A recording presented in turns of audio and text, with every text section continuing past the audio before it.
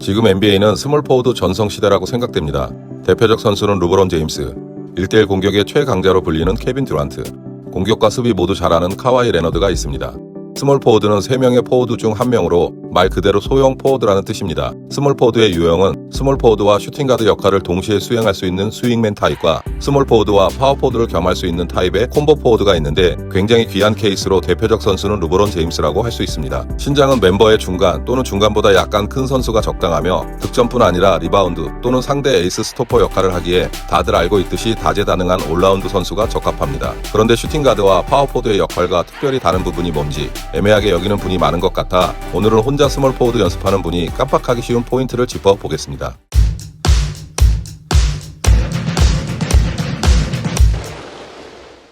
1. 올라운드, 노, 드라이브 3점슛과 미들슛이 좋아야 하고 매치업 상대가 약하면 포스트 플레이도 해야 하고 어떤 경우는 리바운드 역할도 해야 하며 피지컬이 좋아야 하지만 스피드도 좋아야 합니다.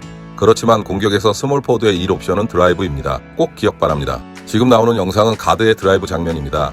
가드 드라이브의 특징이 무엇인지 잠시 확인해 보세요.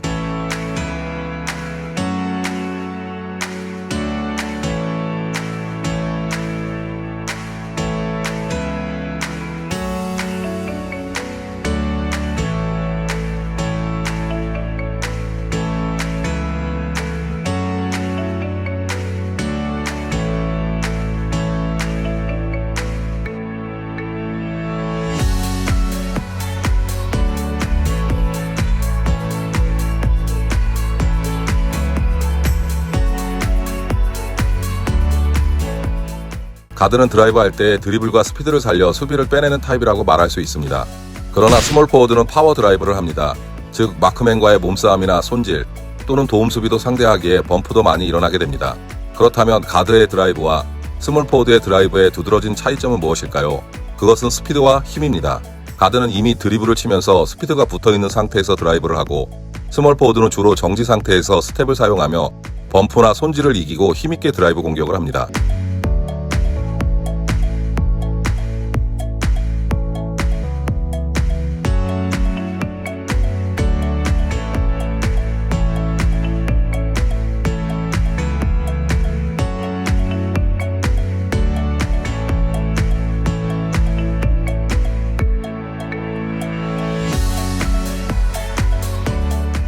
그렇다면 스몰 포워드가 드라이브를 하기 위해 필요한 기술은 1. 드라이브 중 반드시 범프가 일어나니 이겨내야 합니다. 2. 도움 수비가 앞 또는 옆에서 위협을 가해도 그것도 이겨내야 합니다.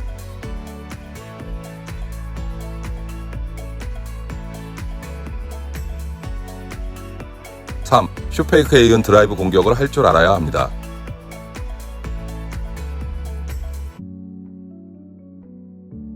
4. 잽스텝에 이은 드라이브 공격은 확실히 익혀두시기 바랍니다. 5. 립스루 동작도 꼭 익혀야 하는 스킬입니다.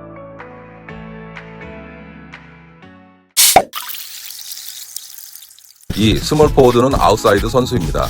스몰 포워드의 정체성을 인사이드냐 아웃사이드냐로 헷갈려 하는데 모쿤코의 결론은 아웃사이드 선수입니다. 따라서 미들슛은 4번, 5번에게 맡기고 3점슛에 더 치중하는 것이 좋다고 판단됩니다. 스몰 포워드의 1옵션 드라이브, 2옵션 3점슛, 3옵션 미들슛 이렇게 정리하는 것이 좋다고 생각되니 3점슛 꼭 장착해야 합니다. 그런데 3점슛이라고 해서 딥3 3점 라인 밖에서부터 드리블 치며 1대1에 의한 3점슛 스텝백으로 3점슛 사실 이런 고난이도 3점슛이 굳이 필요할까요? 모쿤코의 결론은 동호인 농구에서는 필요 없다입니다.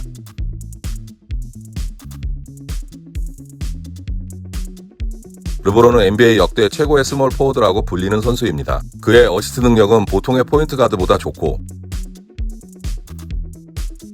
포스트 플레이도 웬만한 빅맨보다 뛰어나며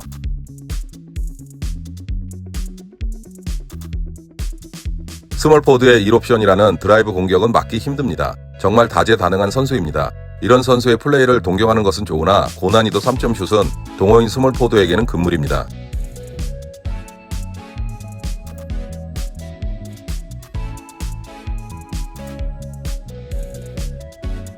오히려 화려함이 좀 떨어지는 토바야스 해리스처럼 패스받아 캐치앤 3점 슛을 던지는 것이 좋습니다. 또한 피펜처럼 스크린 받아 던지거나 드라이브 찬스와 동시에 3점 슛 찬스를 체크하는 것이 중요합니다.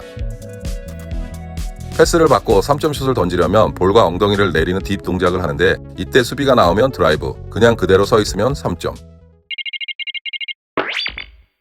3. 돌파 플러스 3점 슛이 가능한 공격 스킬. 트리플 스렛은 볼을 잡자마자 엉덩이와 볼을 내리는 자세로 한 가지 자세에서 슛, 드리블, 패스가 가능한 자세입니다. 그래서 보통 뒷발을 당겨서 슈팅 때 나란히 일자로 놓게 됩니다. 이런 것은 3점 슛을 먼저 노려야 하는 슈팅 가드용이라고 말하고 싶습니다. 보통 어느 한쪽 발이 앞으로 나오는 자세를 스프린터 자세 또는 스플릿 캐치라고 합니다. 그러나 무조건 오른손잡이의 경우 왼발이 피벗풋, 오른쪽 발이 프리풋으로 설정해야 합니다. 패스가 좌우 어느 쪽에서 와도 동일합니다.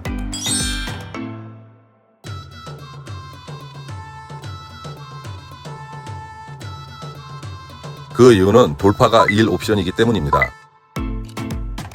만약 수비가 달려나오지 않고 앞에 서 있다면 볼은 드리블 포켓에서 샷 포켓으로 올라가면 되는데 이때 뒷발의 프리풋을 앞으로 딛자마자 빠르게 슛하면 됩니다.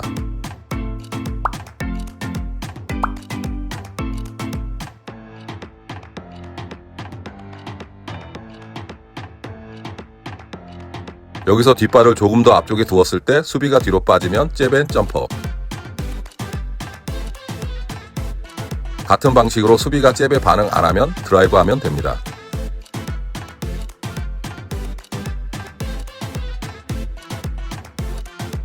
트리플 스렛 자세라도 슈팅 가드, 스몰 포워드가 사용하는 방법이 조금 다릅니다. 3점 슛이 먼저냐, 돌파가 먼저냐로 다르게 사용되니 꼭 익혀두시길 강력 추천합니다.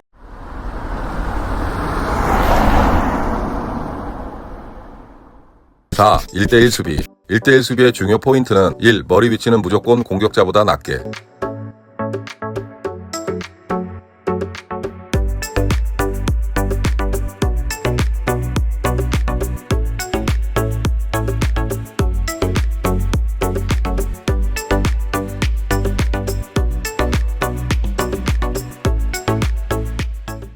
일단 드리블을 치면 상체를 세워 따라가며 공격자보다 머리 위치 높게.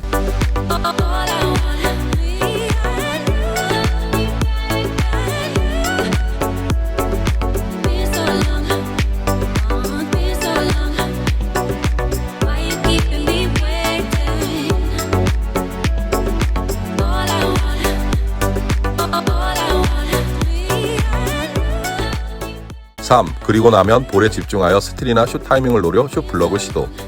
영상은 카와이 레너드라 그렇지 유의해야 할 포인트는 상대도 돌파를 할 가능성이 높으니 절대로 다리가 멈추면 안 됩니다.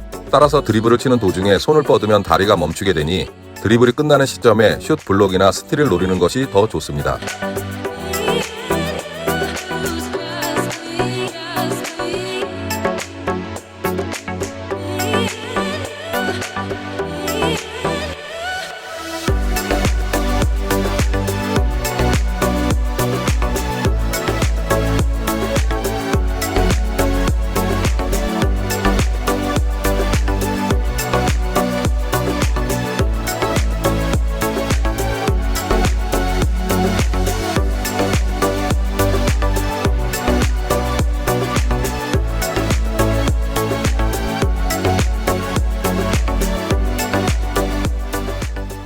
끝으로 1대1 수비를 늘리는 간단한 비결은 다양한 포지션 선수와 1대1 대결을 하는 것입니다.